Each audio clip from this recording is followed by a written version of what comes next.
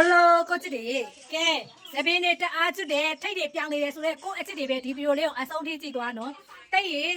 这边啊的，等你一做过的，把你的老公都没有这边的，一些面来的，这边的欧出来的，没得哥带来的，这个地方那边咯，就别没包喏，这就个咋咯？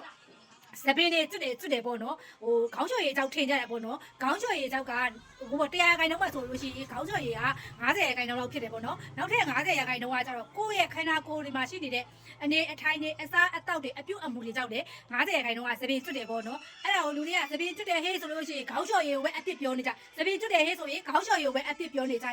ပြောလို့မရဘူးလားဆိုပြောလို့ရတယ်ခေါင်းလျှော်ရည်ကိုအပြစ်ပြောလို့ရတယ်ဒါပေမဲ့တချို့ခေါင်းလျှော်ရည်တွေကြတော့ကက်မီကယ်နေတဲ့ခေါင်းလျှော်ရည်တွေလည်းရှိတယ်ပေါ့နော်အဲ့ဒါကြောင့်မို့ခေါင်းလျှော်ရည်က90ရာခိုင်နှုန်းဖြစ်တယ်လို့ကိုယ့်ရဲ့ခန္ဓာကိုယ်ကလည်း90ရာခိုင်နှုန်းဖြစ်တယ်ပေါ့နော်ကိုယ့်ရဲ့ခန္ဓာကိုယ်ကဘာလဲဆိုတော့အခုလို့တူတဲ့ရာသီမှာတချို့တွေကပေါ့နော်သပင်းတွေ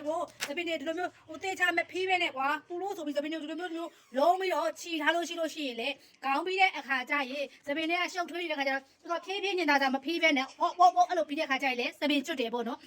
နောက်တစ်ခုကကျတော့တချို့တွေကအခုလိုပေါ့နော်အဆက်သားတွေကကုန်စည်နှုန်းတွေဈေးတက်နေတဲ့အချိန်မှာစိတ်ဖိစီးမှုတွေပေါ့နော်ရှိကြပါတော့အိမ်တော်ရှင်မေမေတွေကလေးမေမေတွေဆိုစိတ်ဖိစီးမှုဝင်ငွေနဲ့ထက်ငွေတွေမများလို့စိတ်ဖိစီးမှုရှိတဲ့ခါကျရင်လေသပင်းတွေကကျွတ်တယ်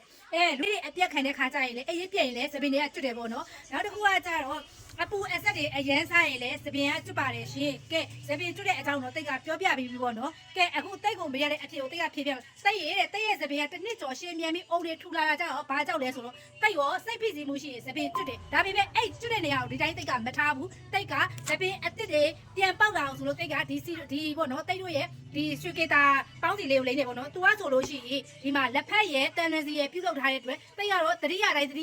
လိမ့်နေပေါ့နော်တနေ့ကိုဘယ်နဲ့ချိန်မှမသိဘူးတတိယတိုင်းလိမ့်တဲ့အတွက်တိတ်ရဲ့သပင်တွေက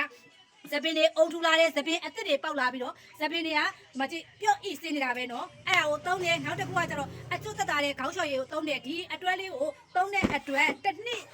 ကျော်သပင်ရမှာကြည့်အောင်အုံတွေထူပြီးအရှင်းမြန်လာတာပါကဲသပင်ကျွတ်တဲ့လူတွေကိုအကုန်ပြောပြလိုက်ပြီနော်